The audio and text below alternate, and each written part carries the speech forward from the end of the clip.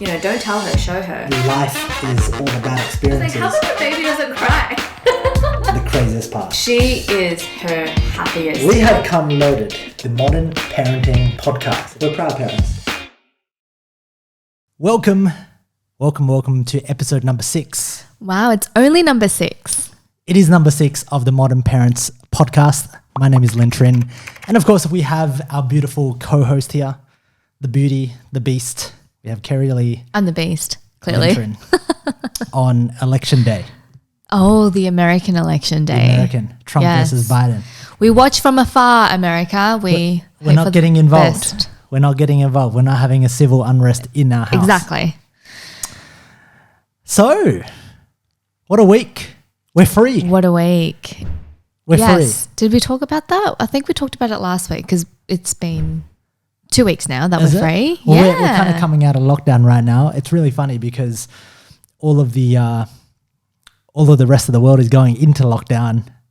Europe's going into lockdown. Yes. America, you told me that. If Biden wins, America will go into lockdown. Do you think? 100%. Oh. 100%. He's going to lock everybody down. But more importantly than lockdown, what's our topic for the day, the week, this episode 6? This episode, I wanted to cover a little bit of behind the scenes to take the audience, you guys, and to take us as well on a discussion and a journey around business. Business is your middle name. Correct. Well, not really. I don't feel like I've been in business for that long. Like I've been in business for about 6.5 years. That's a long time. Is it a long time? Yeah. I feel and like you've never worked for anyone for more than 2 months at a time. So technically since you were 18, you were in business. Yeah. I don't operate well under rules, as you would know, Keri. Yes. So inside of this podcast, I think something that I want to discuss is kind of working together, because the dream when I started out, and I always thought when I started and I fulfilled my dream, was how do I get Keri to leave her job, to come and work with me, to be my executive assistant, to kind of take care of all my shit. That's so that we can be aligned on this thing. And how did that pan out? And so kind of I want to take this story right back. I want to take it right back to you and I first meeting each other at the gym. And this was 2014. Was it? 13. No, end of 14. It's end of 2014. I was 24. She was 25. She came into the gym that I worked at. I was hot and smoky. And I was in shape back then. Really, really good shape. But you came into the gym because you were looking for a new gym to train at. You had done boot camps. I was working in a gym in Melbourne, CBD, right in the center, 24-hour anytime fitness gym. Keri stepped in and I became your personal trainer. Not technically. I was the guy that gave her 3 free sessions. Yeah. And then I gave you 10 sessions. And next minute, we're kind of hanging out. Very interesting, because Keri is actually, I know a lot of trainers will say this, but Keri was actually the very first person that I ever dated. and last. It's possibly, you'll hear this by every personal trainer, but legitimately, Keri was the only girl that I ever talked to that was remotely, because as soon as, if we had hooked up, it didn't work out, I'd stop paying you. You'd stop paying me. I'd feel awkward at the gym. I don't want to feel awkward in my home environment. Yeah. So you gave me the spark to start my online business, because I prior to that, I'd been a trainer for about 7 years. I graduated as a physiotherapist. I worked for 2 months, didn't like it, left it. But I'd wanted to start my own online business for like the last 9 months. Had joined different courses, different programs. I joined a coaching program that one of the guys that I used to work with, called Travis, back in QV Fitness First, he was running. I got involved inside of his program in 2013.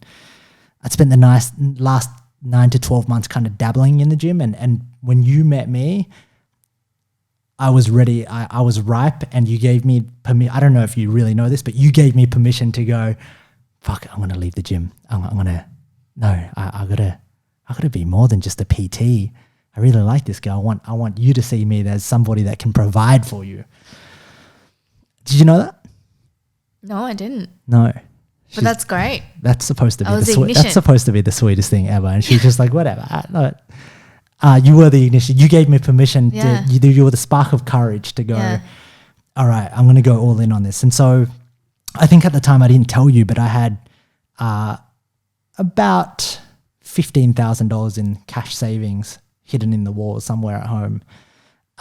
Money was a topic that we didn't speak about for the first 2 or 3 years of our relationship. No, I didn't know how much he made. He didn't know how much I made. We somehow bought a house together. We somehow did things that required us to combine money, but we never asked. She never knew. She never knew how much I made. Yeah.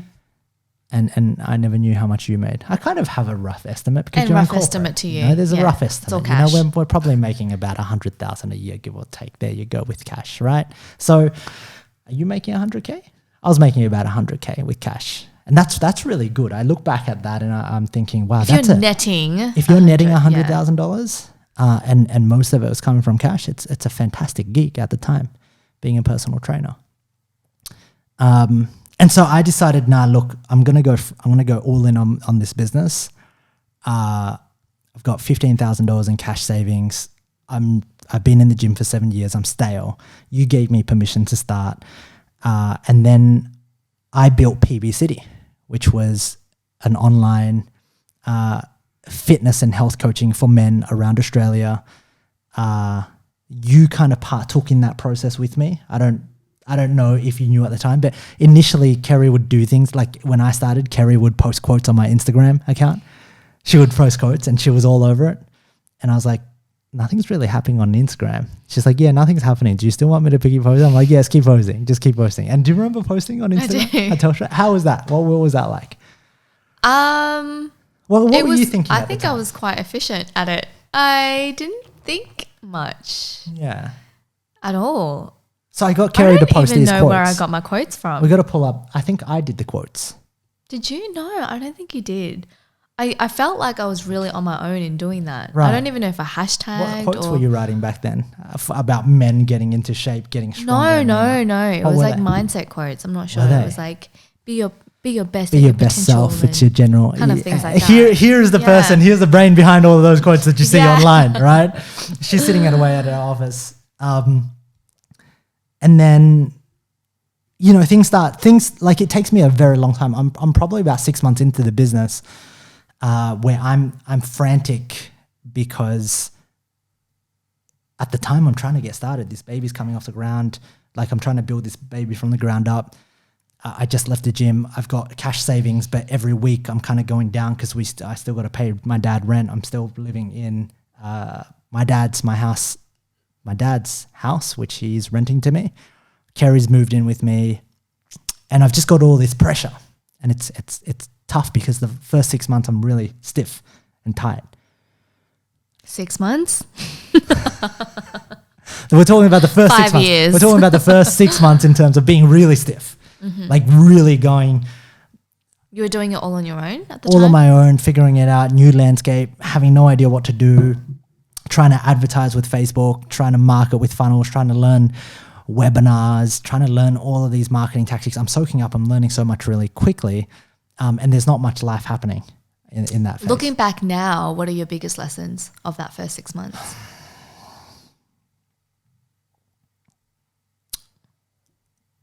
I genuinely think right now that who I am today is because of my experience. Is because I took the leap of faith, is because I was an ass that was so ingrained in trying to build this thing for my own significance.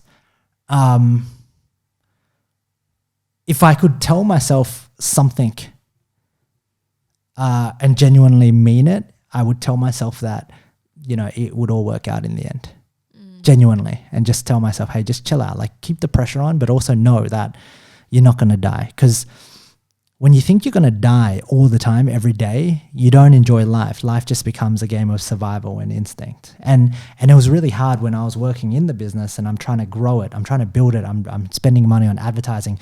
I remember when I would be sitting on the lawn, topless, tanning, calling you, and then I took a photo. I don't know if it might be still on my Instagram, but I took a photo when I was tanning in the backyard, and then I would send it to you, and I'd go, hey, what are you doing at work? This would be at 2 p.m. in the afternoon. I'd be doing sales calls, and I hated sales calls.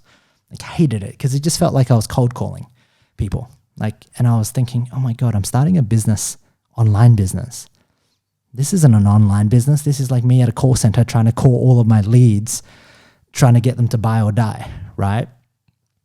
And so I'm hating it at the time, and I'm messaging you, and I'm sending you messages telling you, you know, I'm having fun. I'm kind of lying to Keri at the time. I'm kind of telling you I'm having fun. I'm really portraying all of the good things that are happening. I'm not really telling you about the bad. I'm saying, you know, I would tell you about my first sale. Yeah. I'd tell you about, hey, I've got this, I'm starting an agency with a dental marketing company. Look at all of my stuff. Look at our website. Look at our banners. We got our first client. And you would celebrate all these things. And you're like, when I first started, I didn't let you in on everything at all. I gave you a very one-sided perspective of what you saw, because you were 10 hours. You didn't see me for 10 hours a day. You know, you woke up with me, you slept with me at night. Have amazing sex, by the way, when we started out. But aside from that, I led you to believe that things were really cool and calm. I believe, right? And so was that your perspective at the start?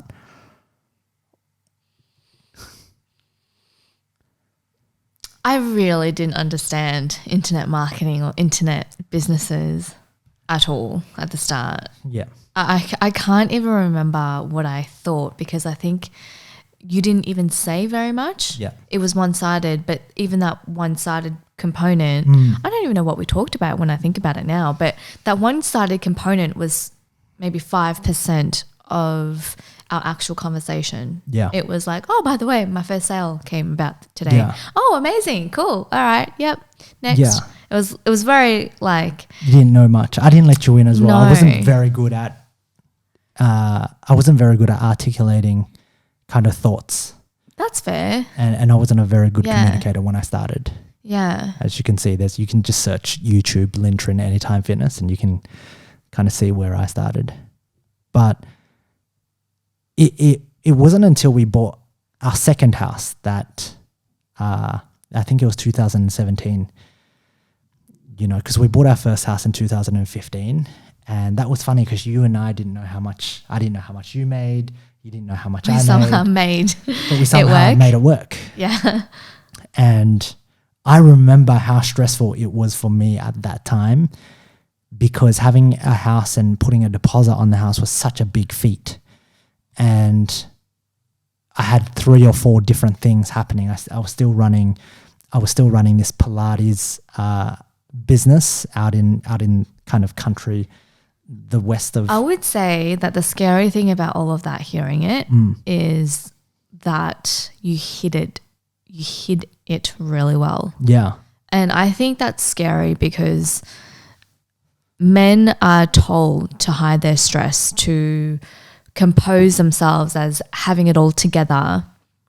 And I'm sure if you broke down on me in front of me, I would kind of freak out at the same time. Yeah. And it's somewhere in the middle. But it's scary to think that you hid it really well.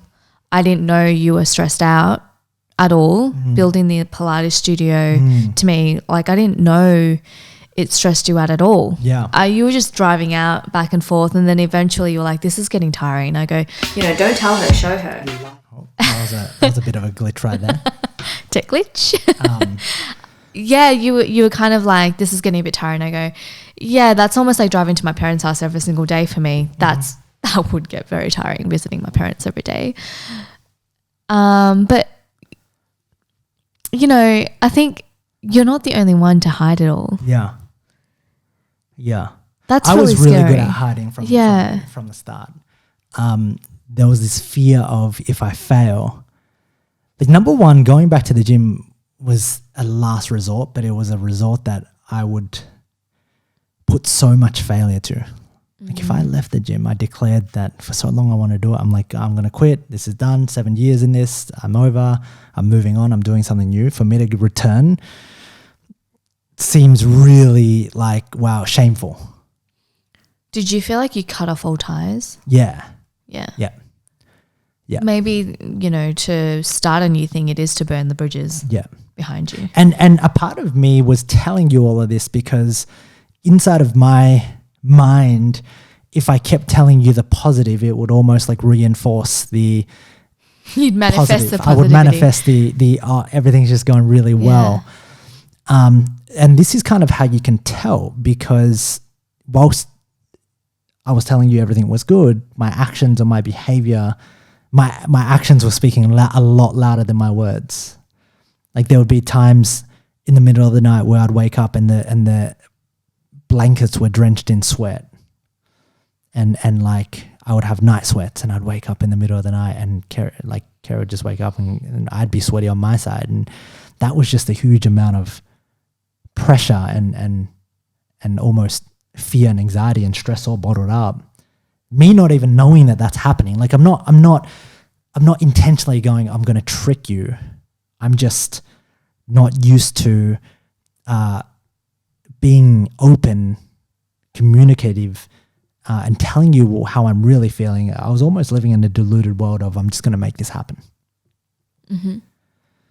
So at the time, I've got like 3 things happening. I've got a business happening in 2014, a Pilates studio that inside of the mastermind that I was in, I found a couple who were absolutely amazing, Todd and Jen, and we went into partnership, and they had a few Pilates studios up in Brisbane. They asked if I wanted to open one with them in Melbourne. I did. I was kind of like the manager. We were kind of 50 partners. I moved into it. I didn't really like what I was doing because I was essentially the manager there. And then I decided to call it quits. I said, well, I'm not going to do this anymore. I think I made that decision with you. It was a hard decision to make because when you invest so much time, money, energy, effort, and I think I'm about 6 months into this and we're not making any money. I'm starting to go, is this even the right thing to do? And so we buy our first house, and that point of pressure to go, I've got a deposit. I think, what was the deposit? I don't know, like $150,000 or something. It wasn't that much, but it was $150,000. Maybe a bit more. Coming up with that money, that gave me a lot of pressure to go. Okay. And looking back, some of the biggest principles that I learnt, if I could go back and do it again, I would have communicated everything a lot better to you at the start and gotten you involved in the journey, in the mess, in the chaos. I would have done that because it would have saved me a lot of pain later down the track coming into 2018. It's really funny. This morning on our walk, we were talking about the men of the world who just have this aura about them that they've got it handled. And that would be people like Obama. Yeah, like if you look at Barack Obama. Yeah, like he's got this really human aspect of him. Mm-hmm. But at the same time, whatever issue he's facing, I just trust him that he's got it handled and that a solution is in his hands. Yeah. And there's Hugh Jackman for me. I know that you haven't been that much across Hugh Jackman as a person, but to me, he just really feels like he's got a great handle and a great appreciation of life. And it's not about you telling me in a frazzled manner. Yeah. I think that the level of ascension that we want to get to is when you can tell me everything's chaotic, but don't worry, I'm calm and I have it handled. Yeah. and it's like, wow, everything's chaotic. Awesome. Let's just enjoy it then if you've got it handled. Yeah. And that was my biggest fear, that if I ever let you into the chaos, it would be so overwhelming that I would essentially be exposed for not having it handled. Like, what are you doing? Get your shit together. Like, women want a man who has their shit together, right? And by Brene Brown actually has this very, very interesting perspective.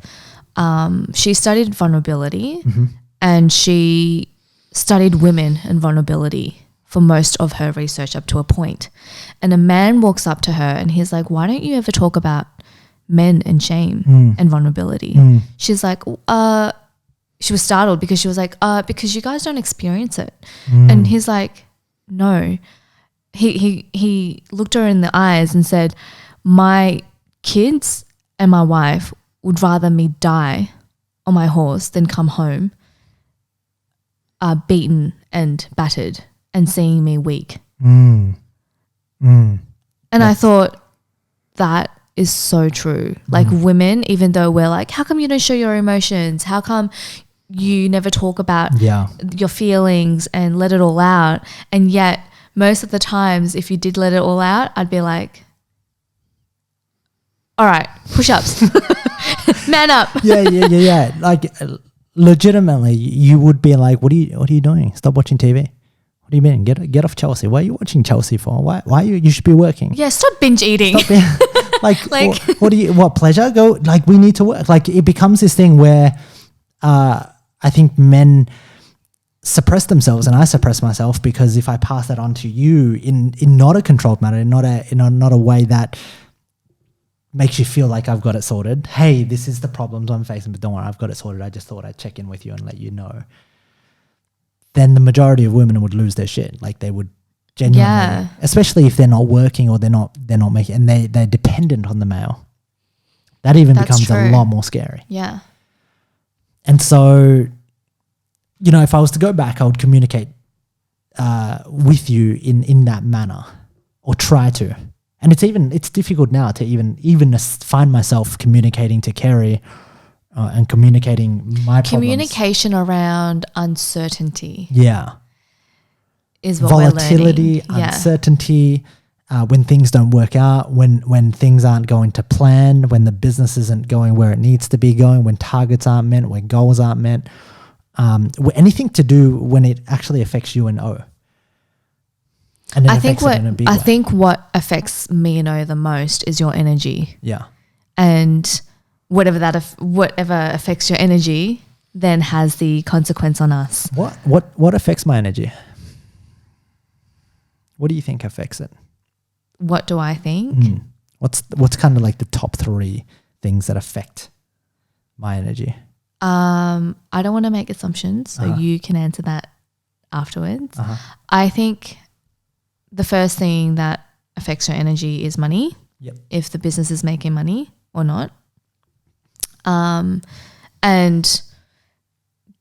in relation to that is whether or not your ads are working. So that is the spending of the money, whether there's a return on investment. And I think those two in combination with each other causes this constrictive energy around a guard, around you coming into our space, even though it's playtime, even though it's the lightness of the day of maybe winding down after 5 p.m, I can still feel the energy that was carried from working out your ads. Or so when I don't have my business shit sorted, anything in business pretty much. Yeah, like when you're draining money and when you're not making money. Okay.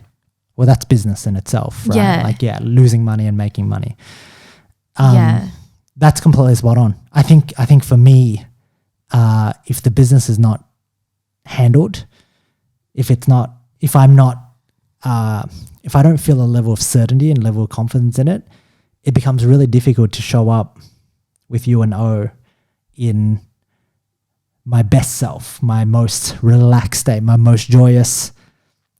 Let's give you time, rather than, okay, cool, we've only got 30 minutes. Let's just make this sharp. And I'm not even thinking about you guys. my head's up in here thinking about, like, I'll start to wonder about other things, and I'll start to do things like take my phone out, message people on Slack, start looking at things on YouTube to figure out what I need to do next. I'm there, but I'm not there.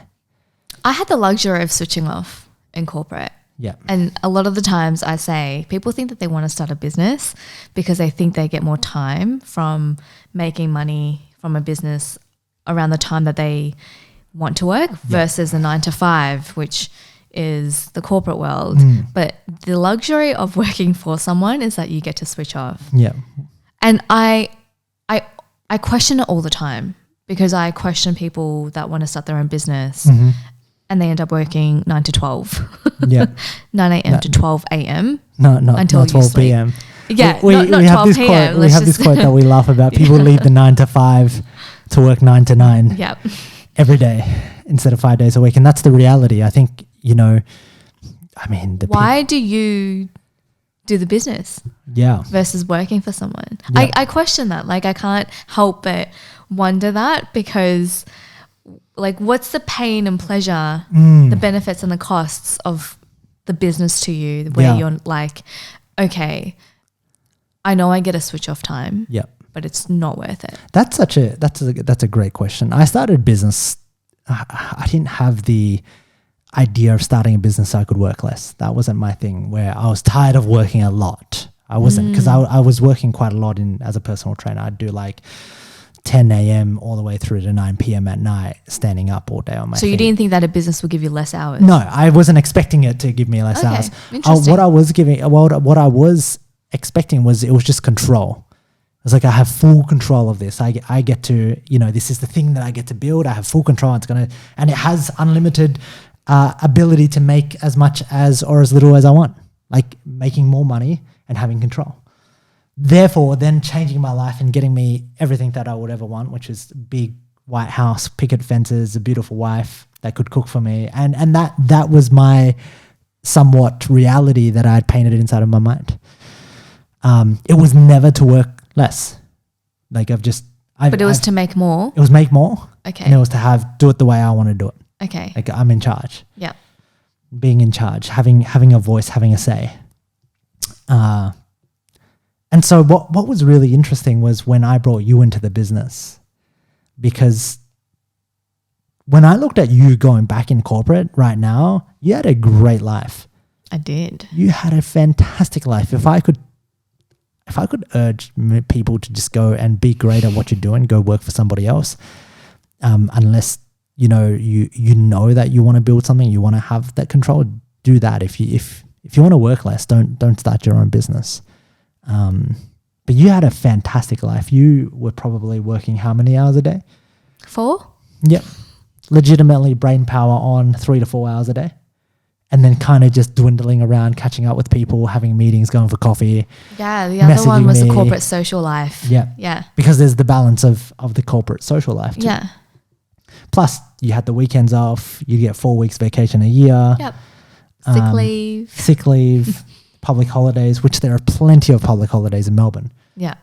Plenty. And you don't have to carry that stress with you at the end of the day. Yeah. Like, once you're out of the office, that's it. Yeah.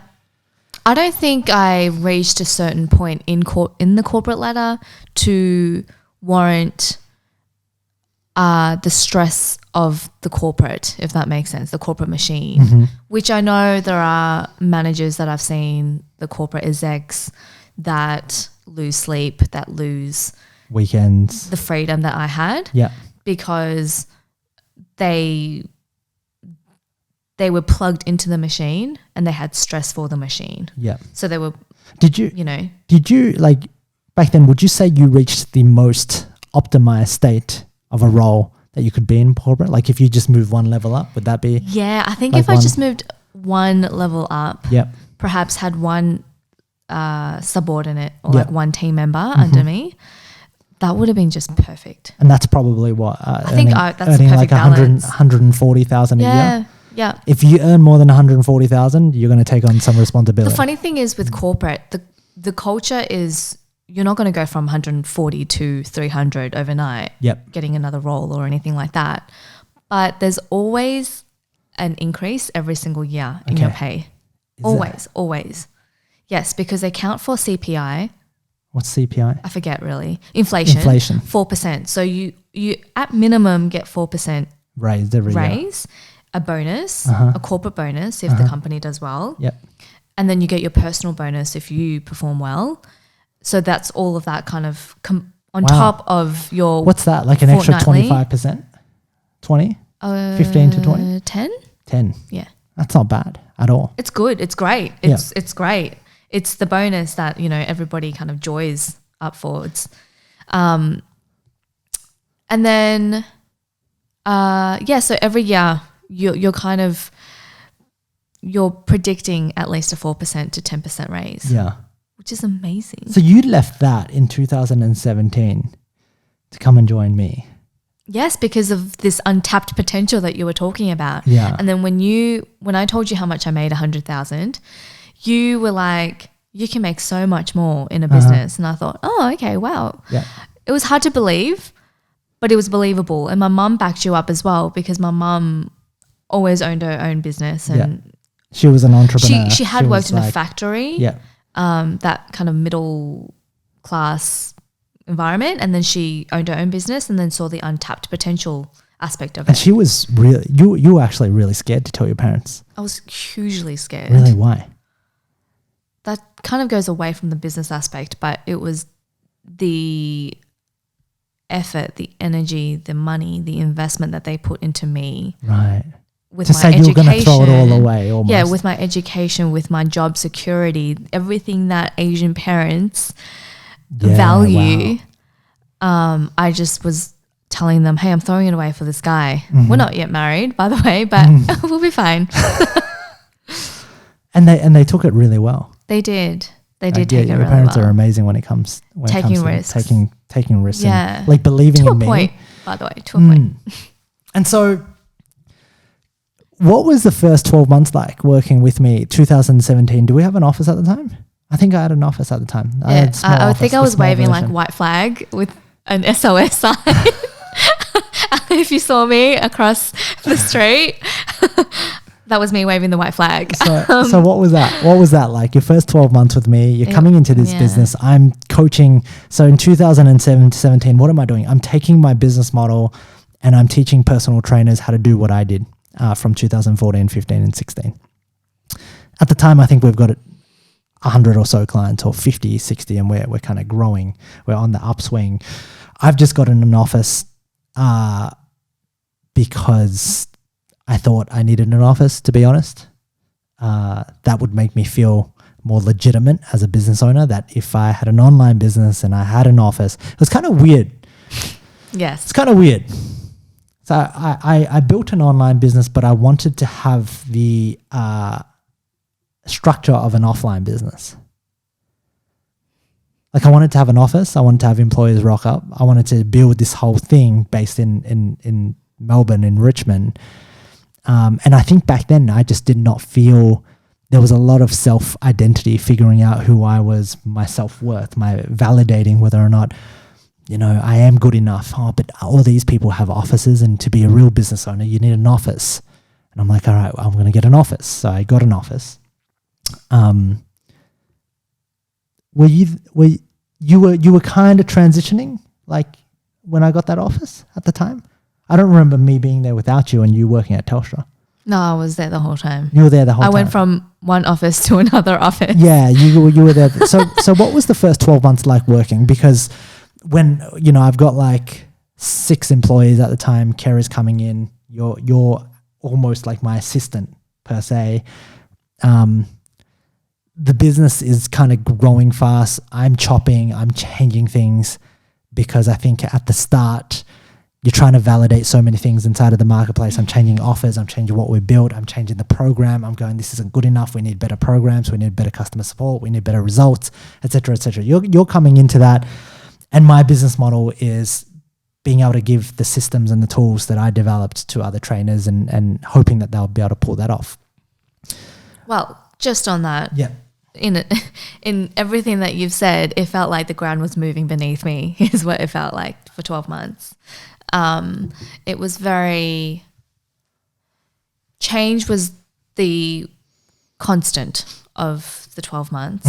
It was a lot of change, and I couldn't get a handle on it coming from the environment of change was so hard in corporate, and change was slow, and change had its own business unit because it was called change management, because we had to manage the culture change, and when something changes, there's a ripple effect in a company. So you're going from this gigantic elephant. So I'm going from, something that's very steady and moving and very predictable to something that was every day was unpredictable. Okay. Anything could happen. So real world scenario, because I get what that looks like right now with predictability. You kind of go to work, you kind of do the same thing. You know what your day's going to look like. You kind of know what your week's going to look like. And to be honest, like every so often I would wonder. So what I did was I took a career break, which they give you 12 months to kind of figure yourself out, really. And that's a corporate, it's a corporate thing that they offer. Yeah. A little perk. Yeah, kind of. So you get to move out of corporate for a year, and then you get to decide whether you go back to your old role. I did that, and every so often I would genuinely question, I think I would rather have my own and make my own money than with the ground moving beneath me every single day of my life. Yeah. Because I didn't know that there was a lot of the time with ambiguity, the best leaders of corporate would say, this is where it's ambiguous. We're figuring it out. And in about 2 months' time, they give us an anticipation of this is when we're going to figure things out. So just know that things are going to be very unknown for the meantime. But in 2 months' time, everything's going to be really steady again. So then we're kind of like, we take a breath out. This was so different in the sense that it felt so ambiguous and so perpetual as well, that it didn't feel like there was going to be an end date to the ground, the earthquake. When's the earthquake moving? Yeah, and like the ripple effect of that earthquake. Let me describe kind of the circumstance that we're under. We're launching a program. I think it was called 10X. It was kind of like an 8-week program.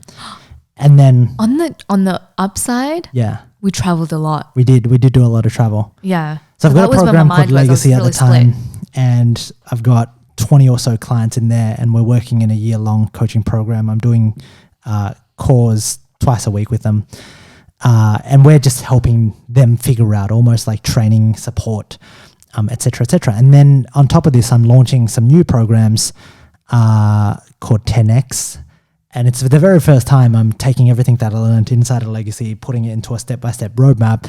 We're launching that out inside of the marketplace, and we've got 15 or so clients coming in.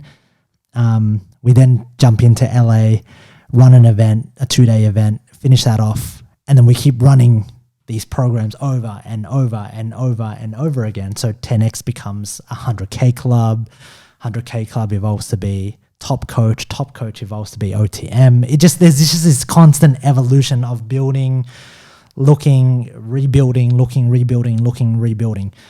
And so you're coming into that dynamic, and there's so much change and there's so much volatility, because I'm still trying to figure out what is the best way, because when I run these programs, I'm looking at success rate. I'm looking at what went wrong. I'm looking at what didn't go right. I'm looking at all the problems. And at the time, there's just so many problems to fix.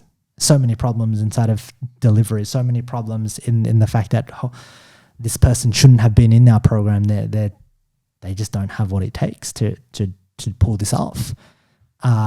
Would you reject that person if you were to go back? 100%. Yeah. 100%. So the filtration process. Wasn't there. And most people just wanted to make a buck, right? Most people, when they want to try to make money online, they're coming in because they're not making money now. Versus they're making quite a lot of money now, and they want to take that skill set and bring it online. So the problem when you try to teach people on how to take your business model online is that most of the people that come to you are people that couldn't make money offline. And making money offline, like I never had any problems making money offline, because making money offline was, being good enough to deliver a great service, knowing how to sell yourself, knowing how to get leads, knowing how to fill up your pipeline throughout. So these things that I had already established, I was bringing online, and yet I found myself trying to turn. We said this quote: "We're trying to help goldfish swim upstream a river," and it's just never going to happen. We're trying to turn goldfish into like lions, and the big shuffling mistake when you came in was just going, wow, there is just a certain caliber. There is a person that this is good for, and there's a person that this is not good for. And it for the program, not me. For the program. Yeah. And because I didn't have that data, I didn't have that data validation where we're building a lot of things from the ground up. Keri, you came in when we took in a whole bunch of clients. Some were successful, others weren't. I was freaking out. I was like, hey, I want to live and die by my reputation. Like I took everything personally inside of the company. Like if people weren't getting results, that was on me. If people were winning, great, fantastic, that was also on me. And so my state was just to constantly, there was pressure points everywhere. Everything was urgent and everything was important. Everything needed to be done now. Did you feel that too? The urgent, like what's the priority? Well, it's all important. Until you came in and you were in customer support, you were in client delivery, you were building out membership sites for people, you were building out their ads, you're looking at trying to help support them the best. You were on sales calls, you are just doing a whole bunch of things. On that note, I think that's the beauty of a startup. Yeah. And if someone embraces all of the different roles and all of the different skills that they can learn, truly embrace, I think it's a phenomenal way to grow, because I could never have that would have taken me maybe 20 years inside of corporate to move from finance into marketing. To understand how it works. And no, it's just really difficult because I'm a finance graduate. Yeah. So why would anyone from marketing take me on board? Yeah. What value would I bring them versus getting someone from marketing, and then let alone thinking about going into sales from a finance degree. Correct. So that was phenomenal. That I think if anyone is to embrace all of the elements of a business and to want to learn those skills, I think it's fun. Like startups are the best for that. How did it affect our relationship as you worked with me? Me being, understanding the context of where we were at, me being your boss. How did that affect me being your boss versus your husband or your partner? I think my boss was prevalent 95% of the time, and then 5% was my husband. Mm-hmm. I didn't like my boss. No, you didn't. You didn't like your boss? Why not? Why didn't you like your boss? He was just like Trump, but not the elements of Trump that I like is that that he's very truthful and he'll stick to his word. Okay. And that he kind of lives the way that he speaks, he lives. Right. Whereas I felt like this boss that I had wasn't living the way that he was managing. Okay. And I kept also moving the goalposts. Yeah. And there was never... and I think that character, the quality of that in him was nothing's good enough. But I felt like that wasn't him. Like he was putting up this front of a character of this person that he needed to be this boss. And I was like, that's not you. I didn't feel like he was authentic. Right. Whereas like with Trump, the way that he is... He's very authentic to who he is. Yeah, he's authentic. Yeah. I can imagine him with Mulaney being the same Yeah. guy, like Yeah. the China flu, you know? Like, and I think that's one of the most difficult things when I'm trying to start out this business. I'm trying to enter such a new space. Online consulting and online coaching is such a new space in 2014, 15, 16. It's I think it still is very new. it's a 6-year-old business model. Yeah. Like compared to your brick and mortar restaurants or your brick and mortar gyms, this is 6 years old. Whereas your brick and mortar has been tried, tested, proven. There's a formula, just run it by the book, and you then have predictability. Whereas a lot of this stuff, I'm still trying to work out the nuts, the bolts, figuring out why and how training people can work, who it works for, who it doesn't work for. And so, did it affect our? Yes, I want to talk about the behind the scenes of modern parents. Okay. Because I think that it all leads up to the evolution of where we are today. And thinking about what I would work for versus what I would want to work for someone else and switch off for, I think this is where it becomes really important to know that we would work for this. So, yeah. Correct. Yeah, this requires so much work. So what is the modern parents' kind of vision for you? The vision is 2 steps forward. It would be to free the children. Okay. From what? It would be to free our future generations from our generational baggage. And to me, that means letting them be free to be who they are genuinely, rather than to be accountants, doctors, to be of status, to be of an achievement, to be somebody versus to be who they actually are. And that's my ultimate vision. Okay. And my ultimate vision on top, like that encompasses that as well, is to have a really, really integrated family. Over the weekend, we were complimenting on the Kardashians, and I thought a lot of people talk badly on them and talk negatively on who they are, superficiality, they've got so much work done on their face, blah, blah, blah. But their family dynamic is one to be envious of. Yeah. And I want that. I want our family to be so integrated in business, in life, in everything that we do. Yeah. I want to go to that point as well, because you see my family and the epiphany in kind of modern parenting, and where we wanted to take it was looking at my family, where we've got 6 kids in the house, all of them tremendously smart, and the normal paradigm of parenting is we're going to raise these children and they're almost going to compete against each other, and we're going to see who can become a doctor, who can become a lawyer, who can become a dentist, who can have the best possible life for themselves.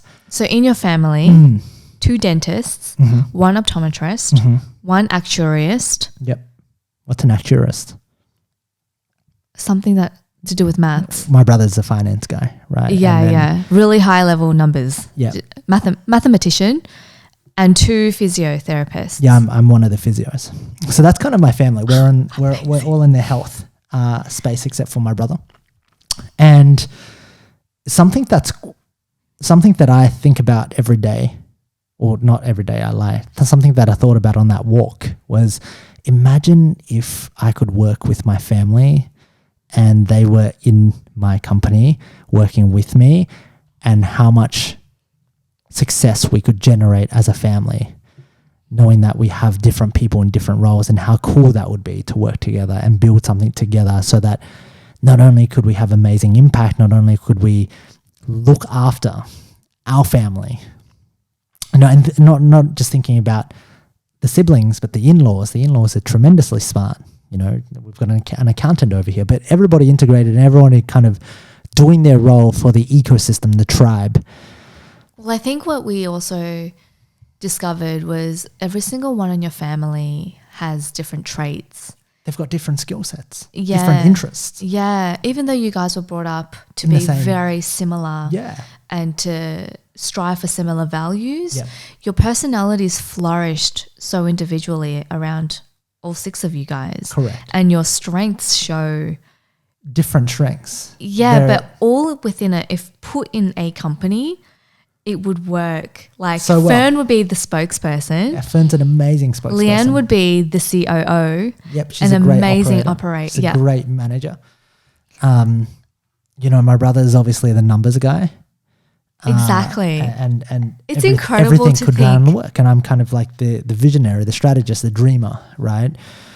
It would work tremendously, and just thinking about that, I almost, you know, I almost feel like saying to them, hey, we should do something, but knowing that it doesn't work because, you know, it all stems from my dad and my mum, because leadership is always from top down, and that's something that Keri and I talked about, and we said, look, if we're going to homeschool O and we're going to bring O up and integrate O with us, it's not that, you know, people think that we're going to be working O while she's young, and it sounds really bad. We will. She'll be working, she'll be learning, she'll be reading a book, she'll be studying, Yeah. she'll be learning how money works, she'll be learning at a very young age to understand these things. We're not going to force her to do anything she doesn't want to do. We're going to let her do a lot of things and let her figure out what she likes.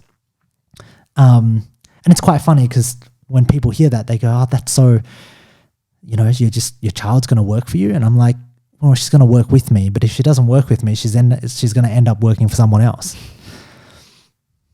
And that's kind of the real conversation that we have. Like, well, if O doesn't work with me, O's got every opportunity to build something on her own, which is fantastic. But if she doesn't do that, she's going to end up working for somebody else. And that's what happened inside of my family. Like, we built 6 separate different things.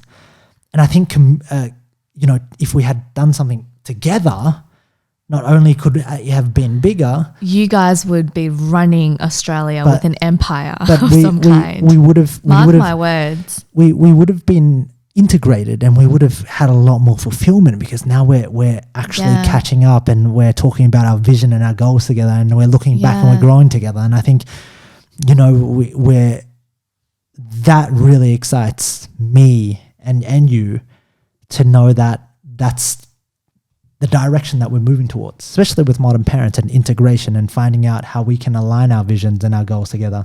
So do you want to talk about the behind the scenes of what, you know, you're thinking and what I'm thinking, and so how this kind of company works, and I'm behind the scenes working with all the strategy, and, you know, you're looking after O, and you've got a finite amount of time, and so you're the visionary, you're the innovation, and you're the marketing messenger, whilst I understand all of the tech, I understand of all of the online stuff, and so I've got my team behind helping Keri mold and shape this vision, starting with the mother, with Modern Mama, and then me into Modern Men, and then building up eventually into the modern parenting and creating integration. What's kind of like behind the scenes? What's happening? So What do you- our thought process behind all of that is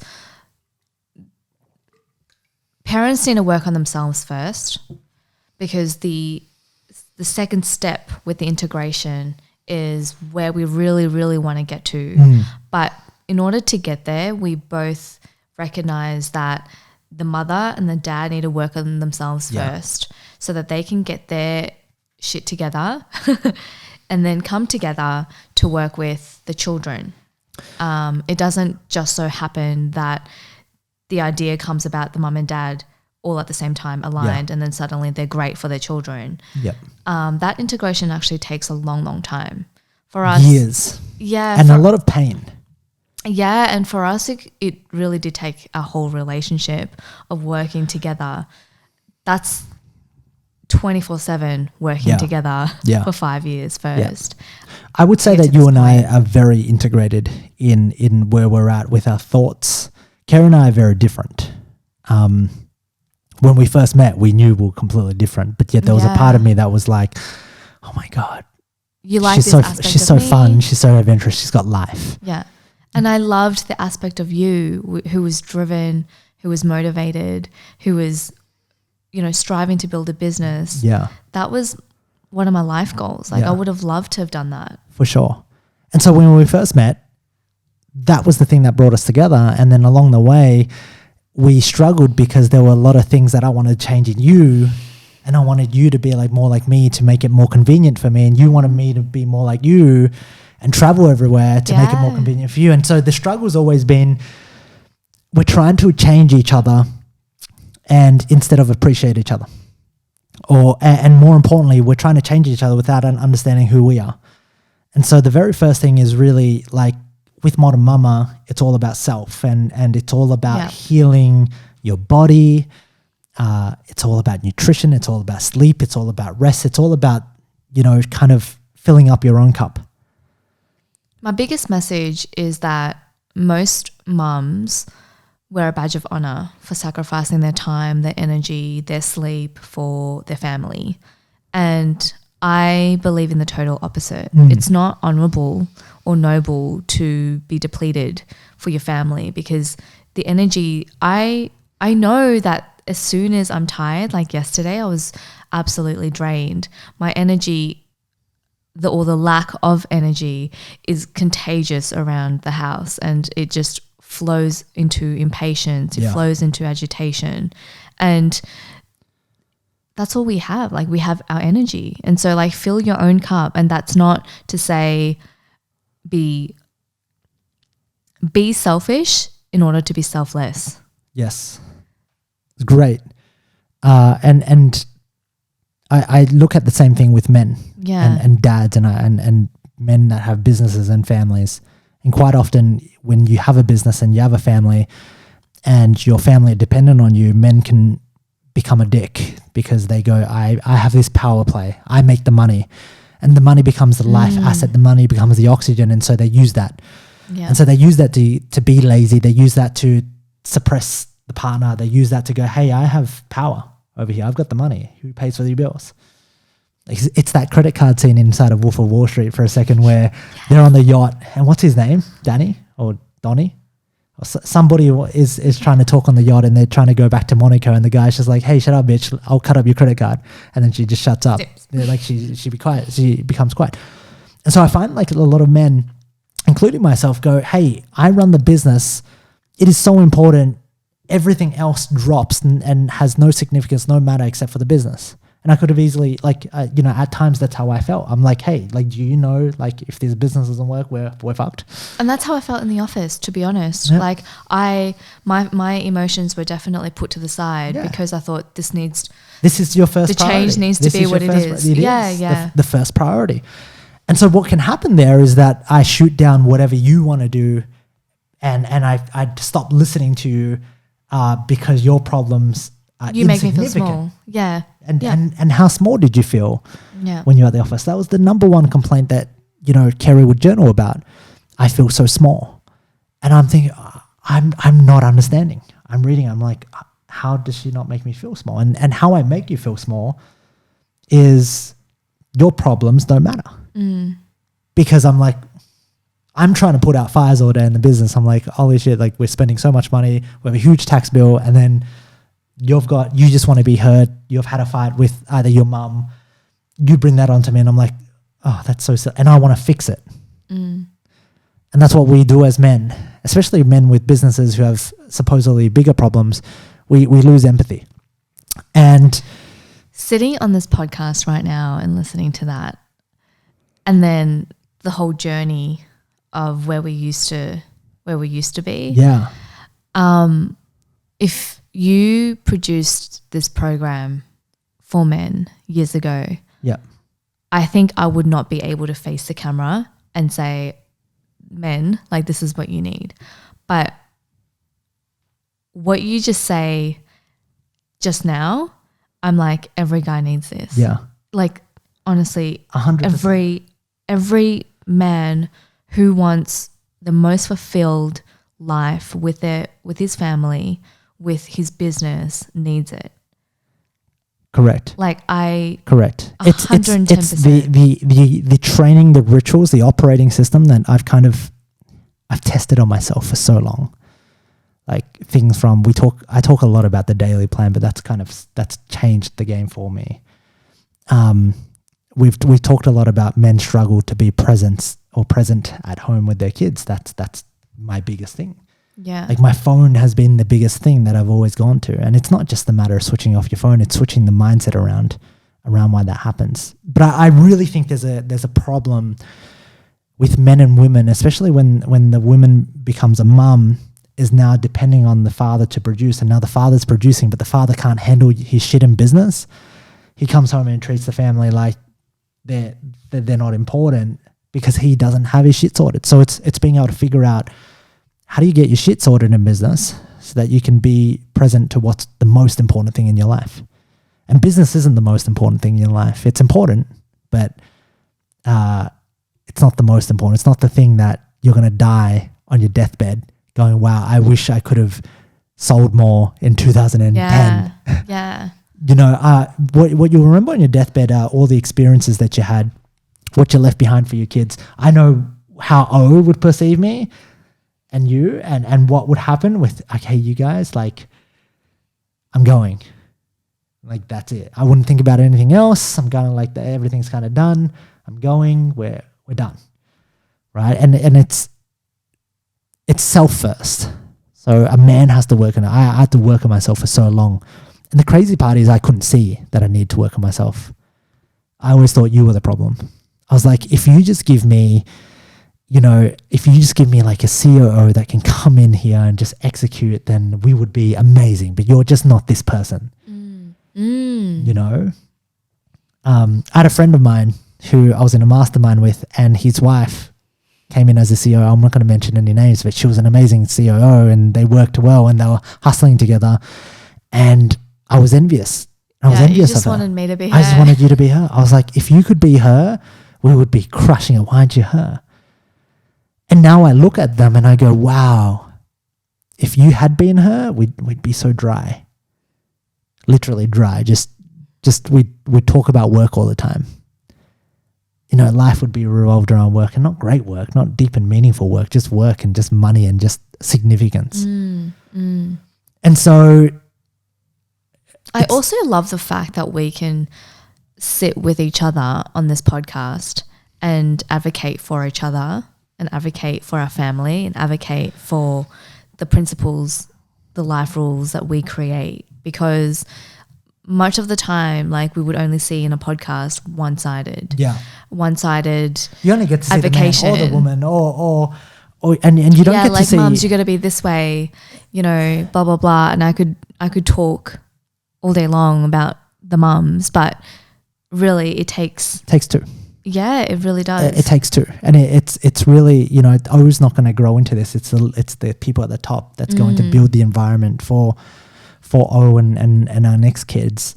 And I think you do a tremendous job. Like, Keri does such an amazing job at giving herself and filling up her own cup. Because I know that if I had a partner who couldn't fill up her own cup, I don't know, it would make things so much harder. And then at the same time, if you had a partner who couldn't be present and was just so caught up in the business and his significance was purely built off the business, you would feel so alone. And so there's a dynamics first that you got to really figure out, and that comes internally, and then looking at your partner and seeing the gifts and not seeing the downfall, seeing the gifts in what they bring to your life. And I think, for most marriages, people get married because they genuinely see the gift at the start. And then what happens is, out of convenience and laziness, they start to go, no, you be like me more. Why? And they start to go, you should do this because I get triggered because Keri doesn't do something my way, or she doesn't make it easy for me. And so every time we get triggered, it's an opportunity for us to look internally and go, what is this pattern that needs to change? What is this story that needs to change? Where did I get fucked up as a kid? And I was told something that I still continually believe. And now, just like how I talked about, my mum losing gold at church and then being so careless, and then you coming into my life being careless, and then me unloading everything that I've seen about what happens to careless people, from my brother to my dad, unloading all of that onto you, and then pretending like I owned that story. but that wasn't me. That's what I've seen. That's what I've been led to believe. That's what the reaction has always been. That's what my dad did. That's what my brother did. And so out of nowhere, we're unloading all these expectations on us, and we hold on to them because they're so ingrained in us. And this we know for sure, which is the longer the relationship is, the harder it becomes. There's actually more work. My assumption of relationships is that the longer you're with that person, the easier it becomes because you know that person. Unfortunately, it's actually the other way. Yeah. And when we've submitted to that and we've put in the work with us two, that's when we thrive. Yeah. And all whilst just figuring us out, then you've got a little baby that's watching your every move.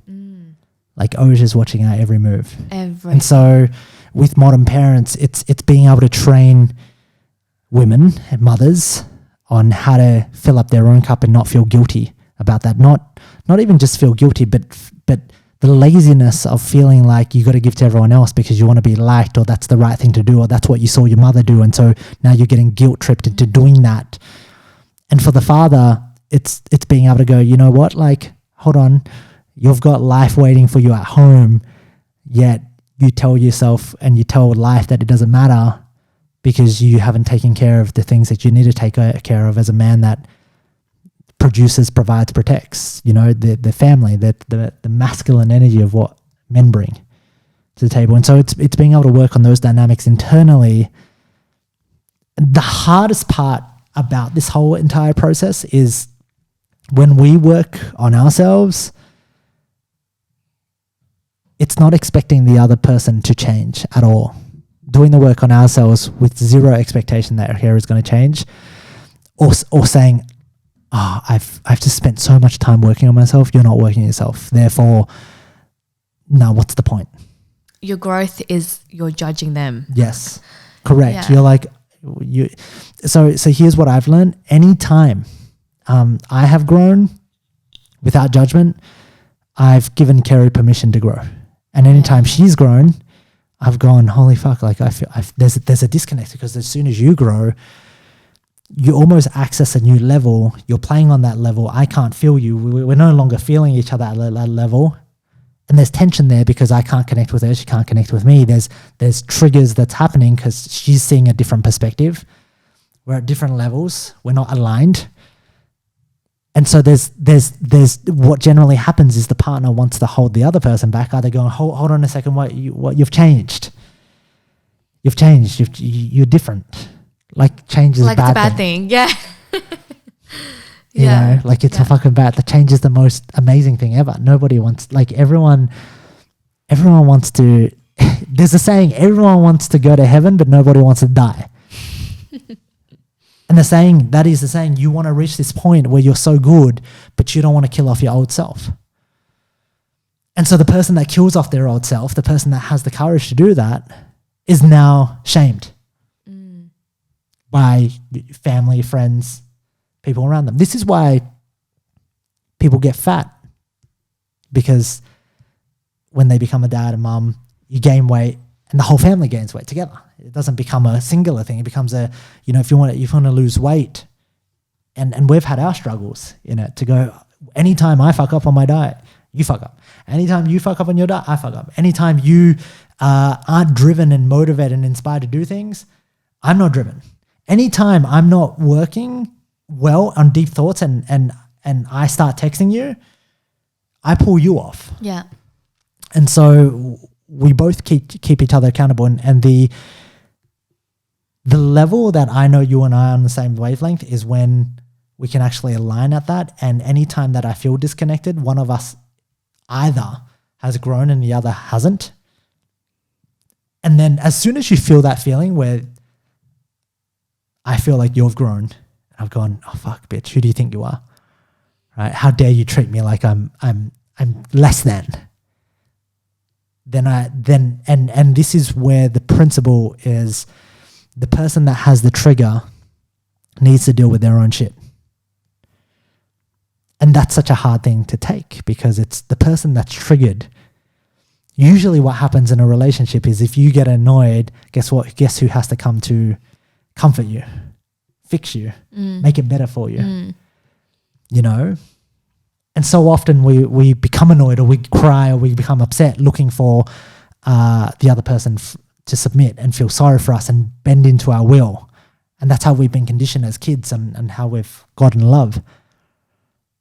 But in fact, we've reversed it and we've gone, look, if you get triggered, you got some shit to deal with. It's my problem. It's your problem. It's your trigger. If I'm triggered, I have a it's problem. It's your trigger. It's your perspective of Find how it. you took and looked at that situation. If I'm triggered, it's my own fault. What story, what perspective, what lens am I seeing this through? And it's so hard to do at the time. And just like anything at the start, it's really difficult.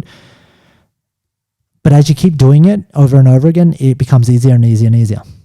At the same time, it is hard to watch your partner grow, particularly losing connection, particularly if they grow apart from you. You know, when I see a lot of the people inside of our coaching group and all the women in there are growing, they're leaving their husbands behind. And there's almost a certain energy that their husbands adopt in complete mirror to how much that woman has grown. They kind of reverse back. And the more I grow, the more you could tell me that I'm wrong. Yeah. That the growth is not in the right direction. Correct. And you go in the complete opposite direction. I try to it's a tug of war. I counteract it in because I'm trying to pull you back to me. Yeah, and exactly. So I feel for that too. Yep. That's why it needs to be in conjunction with each other. Mm-hmm. That's why this podcast doesn't work with just one of us. Yep. It needs to be the two of us sitting side by side. Yeah. You with the men, me with the women, to grow together. Like that's so important to me because even if I tell the women to grow, I don't want to break up marriages because I don't believe that you grow and then you judge your husband for who he is because he's not growing and then you leave him and then find someone better. That's not the answer. The answer is to actually have the integrated family because the person that you're with is here for you to grow. Yeah. And they're here in your life. They're the mirror. Yeah. They're directly shining a mirror into your life. And if you can't actually help your husband to grow, then who have you really grown? You know? Like that's the true growth is the other person seeing how great you've become and gone, wow, you've inspired me. Yes. You've inspired me. Yeah. Fake growth is when you grow and then they feel threatened. Yes. That you're going to leave them and they feel less than because you make them feel less than because you act like you're superior. Yeah. I think that's the real difference. And very few people have true growth where they go, hey, I'm growing and I would love for you to win as well. What are you inspired by? What do you want to learn? Yes. Versus, hey, I'm growing, but like, have you bought a course? Who's your mentor? Yeah. There's a thing out of love and there's a thing out of fear, and the thing out of love says, you know, hey, like I'm getting better for us and I would love to teach you these things and maybe you could teach me more about you. And the thing out of fear is, hey, I've done this. I do half, you do half. And if you do half, I think you and I work really well. It's because we don't really do half things. We don't go, I'm only going to do half for you. It's never been that way in the relationship. It's always been like, okay, cool. If I wake up early and I can take the dishes out of the dishwasher for you because I know I was sleeping in a little bit late and that wastes 5 minutes of your time, I'm going to do that because I've got your back. And he did that for me this morning. Yeah, it's just things that I think about that says, okay, cool, it's 7 o'clock. I've got a time block scheduled in to be with my family. Oh, he's not awake. He's sleeping in. I get it. So I'm going to go out there and start allowing Keri to, how do I help Keri win her day rather than start her day late? So these are things that I'll think about just to go, hey, like I know she usually gets up at 7, takes the dishes out of the dishwasher, cuts the potatoes, puts the pumpkin in, gets a meal prep ready. And I'm judging by her time, because if O sleeps until 7:30, I already know that there's a very high chance that when you wake up, you're going to feel behind. You're going to be like, oh my God, like it's 8 o'clock. I haven't even started the day. Where am I? And I think that's the unification or the integration of when you go, hey, we've got each other's back, and it's okay when you're not there. Don't stress. It's all good. I'm really excited for this project. So Modern Parents is something that is going to be training, courses, events, retreats, products, everything built around this idea of a integrated and synchronized family, one that's in sync, one that creates their own dreams, their own happiness, their own wealth, and their own, their own destiny, and not relying on the beliefs of other people, what we've been told by our parents, who are fantastic people. They've just listened to the wrong people, who have also listened to the wrong people, who have also happened to listen to the wrong people. No one's questioning things at all. We're just handing off these sayings. We're just handing off sayings after sayings after sayings, because we should visit these people because we're family or we're their blood. And I'm like, you should visit the people who you want to visit. And yeah, it's a deep, dark rabbit hole that we're going to enter in. And I think this is going back to your thing. It's not for the everyday person. No. It is not for the people that don't want to think. It is not for the people that want to live an easy life. Because this isn't the easy, convenient life. The No. convenient life is in an inconvenient life in itself. I always look at this and I go, you can live the easy, convenient life and do nothing, but eventually the price that you'll need to pay will catch up, and that might catch up in the form of a divorce one day. That might catch up in the form of depression. It might catch up in the form of a midlife crisis. It might catch up in cheating. Like, it might catch up in addiction. Or you can live every day with as much intention as possible. And it's hard, like intention. We say presence and be present. Being present is the most difficult thing. It's like, how do you be present every second of the day? And O teaches me to be present. And that's why it feels so hard, because it's like she is using every second. Whereas when I'm at work, when you're at work, when you're typing, you can mind switch. You think you're working, but you're not. We're not present. Yeah. And no wonder she needs 2 naps a day. She's so bloody present. She's so present. It's tiring. it's tiring being as present as her. But whereas, we don't. And when you're not present, you're not putting in effort. And how much effort you put in is what kind of life experience that you have in the end. And if you're not putting in effort, then chances are life isn't going to be meaningful. Full. It's not going to be filled. You might have a life, but it's empty on the inside. It's kind of it's fleeting. Like Netflix. It's like Facebook. It's empty. Scrolling through, right? So that's Modern Parents. How do you feel working on this together? I feel really, really freaking excited, because I think that I've always said to you, like, I want to start my own thing. And the reasons why it's business for us is because we want to do it our way. And I realize that my way is doing it with the family. It's the only way that I keep accountable. It's the way that I will strive for more. It's the way that I grow for you guys, because I can't do it narcissistically for myself. I don't get that pleasure. I don't get that kick. Yeah. I mean, it's interesting. You've started a couple of things a few times, and you've had Kitsch Space. You've had K-Bod. And those have all been, I think, culminations and versions of you. And I talk a lot about this with my students and clients, and I say, like, if your reason is not greater than your resistance, you'll fail. Oh, that's good. Yes. Like, if reason is not greater than the resistance, fail. And I really think, looking back at Kitsch Space and K-Bod, the reason wasn't there. Yes. And there's another quote that says, people are so willing to die for things,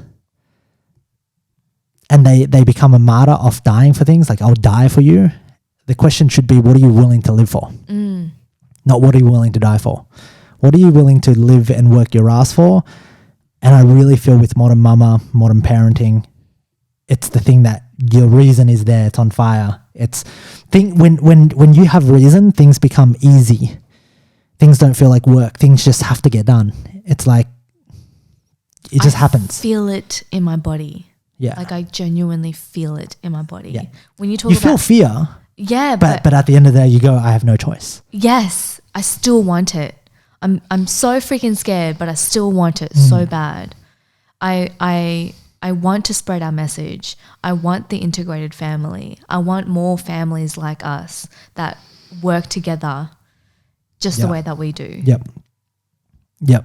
100%. And I think the biggest thing that everyone needs to look at is start with yourself. You know, everyone's too busy trying to tell others to change, or trying to solve bigger problems, like Jordan Peterson will say, when they don't have their own bedroom clean, sorted, they don't have their own garden clean. That's one of my principles. But they're trying to, but they're trying to resolve world issues. So, Keri, we're going to wrap up this podcast. Do you have one last final word of wisdom? We've had so many wisdom bombs. No, I'm out of wisdoms. No tips for today, everybody. No tips. No tips. No tips. That's from Keri's coach at the moment. No tips. Have a phenomenal day. Thank you so much for tuning in. We hope you took away a lot from this episode. Have an amazing week. If you're not subscribed, click the subscribe button. Leave a comment down below, and we'd love to hear back from you. We'll see you again next week.